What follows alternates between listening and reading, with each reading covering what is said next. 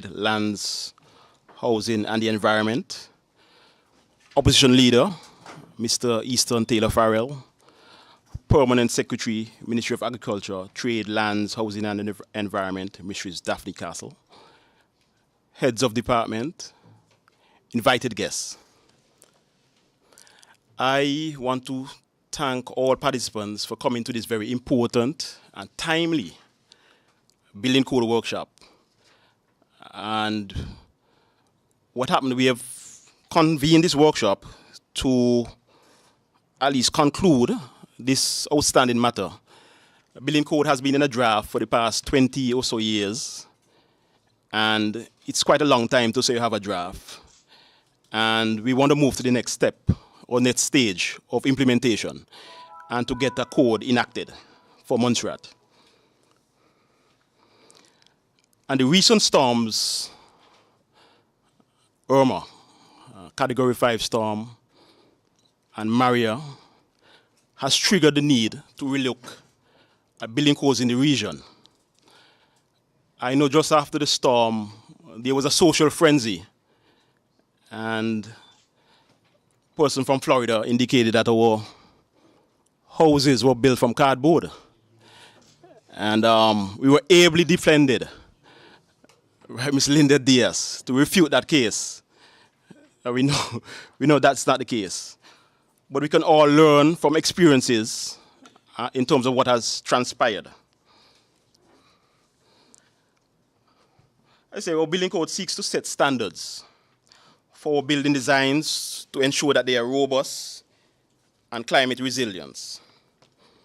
A building code is seen to be costly to implement, but a small additional cost cannot equate for the loss of life. However, when a disaster strikes, one questions the rigorous nature of our code and whether they were adequately applied. The whole aim is to ensure that building codes are safe for persons to occupy, functional, have adequate light, ventilation, ability to withstand extreme forces of nature, provision for persons with disability. They've been knocking on the door for quite some time to ensure that these considerations were factored in our prison code. As we were saying, the journey for implementing codes within the region has not been realized, except for probably one country I know, which is St. Lucia. But I'm starting to be corrected. Most of the other islands don't have enacted legislative building codes. Okay, all right. So I guess most are not legislated. Oh, I can't remember offhand myself. Anyway, the journey of implementing the code in Montserrat would have been lengthy, as you're saying, since we were in the island was in a state of flux as a result of volcanic activities, which had started 20 plus years. This is not a result of not trying. However, the expertise were not in-house to tackle this arduous task. We made a request in 2015 to the OECS to update and modernize our code, and we were ably assisted with the structural engineer, Mr. Tony Gibbs from Barbados. And I'm sure he has done a fantastic job in terms of providing a lot of provisions that were not included in the first draft. The key to moving forward is that a tremendous work has been covered, as I said, and the PPU is working with the legal drafting team to fine-tune the language to ensure that it is in sync with the Physical Planning Act.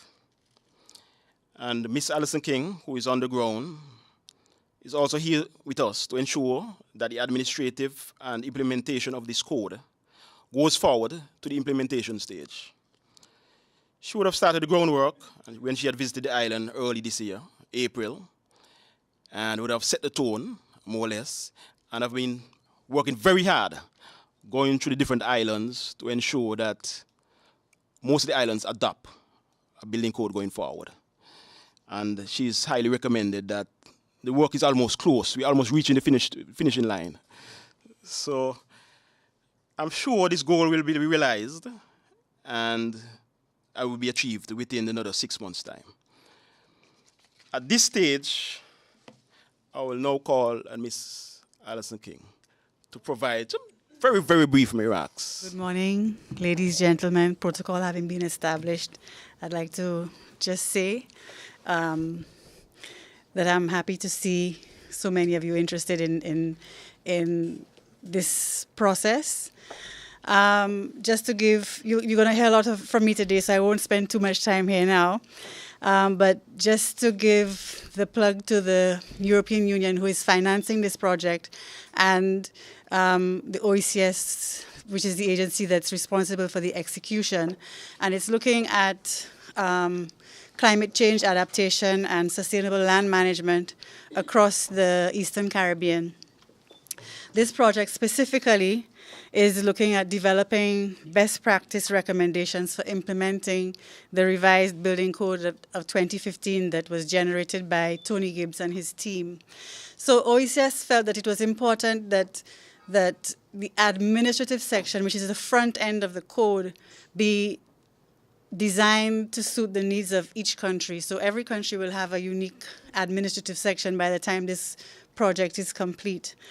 As Mr. Mead said, I was here earlier this year, and based on the feedback that I had from you then, we've developed, my team and myself have developed the draft administrative section for Montserrat, which we're going to present today. To complement that are some recommendations for changes in your legislation, recommendations perhaps for amendment or even creation of new legislation where we think it's necessary to have support beyond the agency directly responsible for building control. So we'll get into that as well. And two other outputs are an implementation plan and communication strategy, which we will look at this afternoon. So I'm very happy to be here, and I'm happy to see all of you, and I'm sure that, like the last time, we will have quite interesting and active dialogue. Thank you. I want to thank Ms. King for providing a quick synopsis of where we are in terms of our building code. As I introduce the Honorable Minister of Agriculture, Trade, Lands and Housing and Environment, he has been very passionate in seeing the implementation of this building code, and he has been asking a lot of questions to me as to where we are with it. And even he has gone also to decipher in terms of participants. At least we should get a wide cross-section of persons from both the public and the private sector. Some are represented today, but we did invite a few more. At this juncture, I will now call on the Honorable David Osborne to provide some brief remarks. Let me say good morning to all and welcome to this workshop, which we are from the Ministry of Agriculture, Land, Housing and Environment is conducting. Please excuse me because I have a little cough here. But I'm feeling really great about, let me say, my team, our team, and from Physical Planning Unit. And without Jerome, we would not have been here where we are today.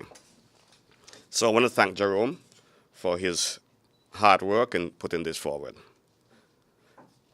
And let me say, let's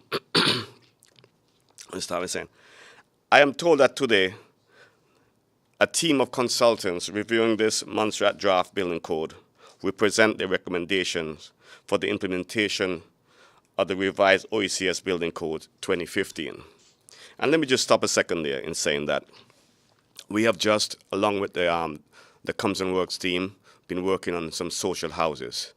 And we had quite a few years of working on this, and we had a little bit of a challenge, which was worked out pretty good. We had a team who was sent here or sponsored here by DFID, who gave us a hard time, but we learned a lot through that. And I want to say thanks again to the Comes and Works team for stepping up to the plate and doing their job. And not only that, we had to be following the codes to the plans.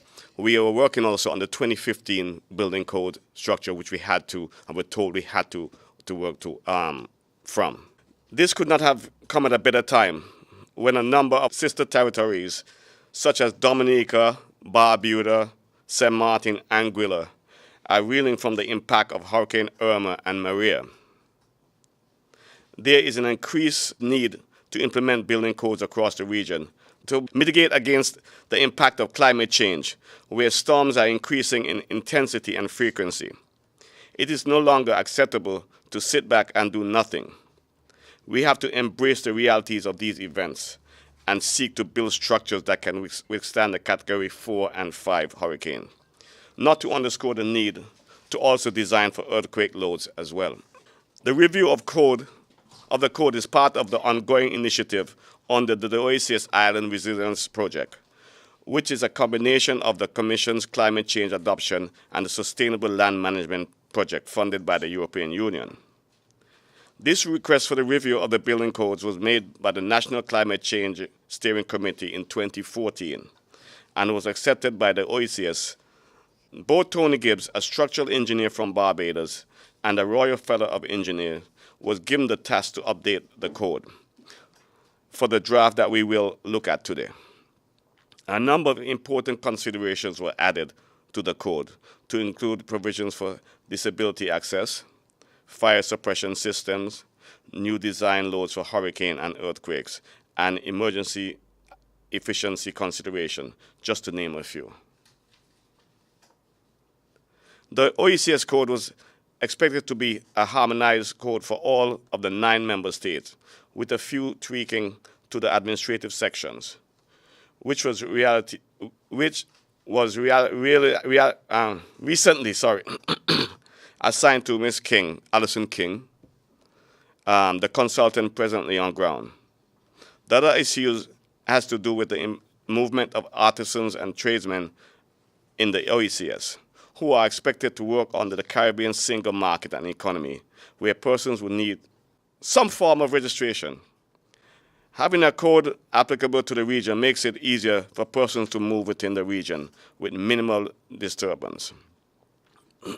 The fact of the matter is that all 9 member states are affected by some geographic or weather conditions, and so the impact of climate change are felt by all.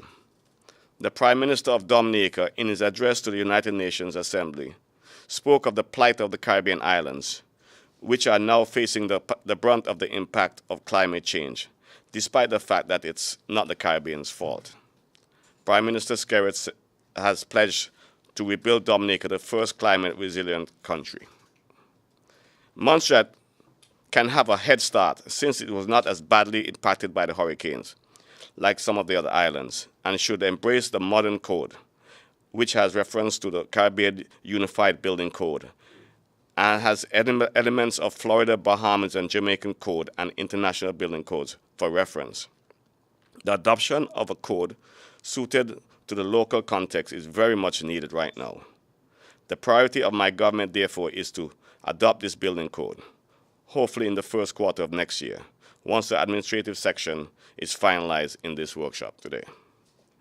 I'm aware that with the enforcement of this code, there would be additional costs to construction in the short run. However, long-term benefits of resilient building far exceeds that cost. I am hopeful that during this implementation stage, we can resolve all of the issues so that best practice can prevail to protect lives in the event of destructive natural forces. As I said before, the team that comes and works along with the Ministry of Agriculture, who is working on these plans, have adopted a lot of new codes ahead of the time.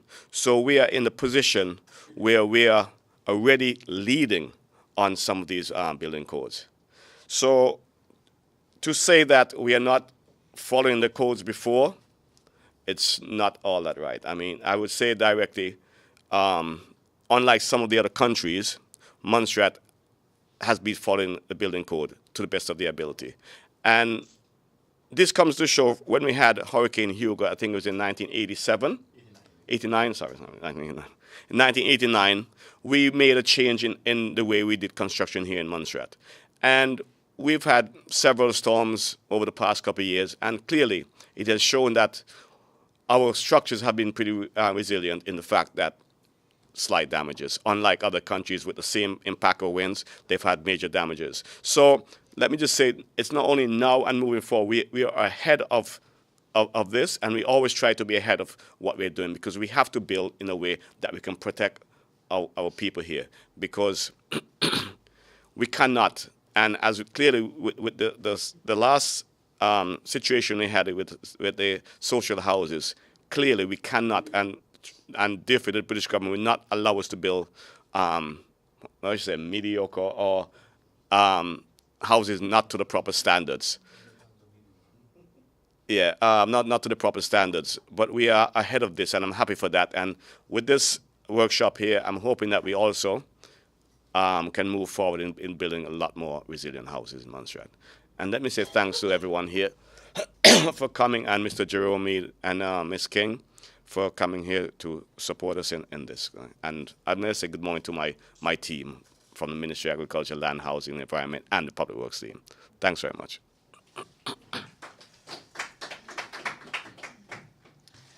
Thank you, Honorable David Osborne, for providing such insights to where Montserrat is.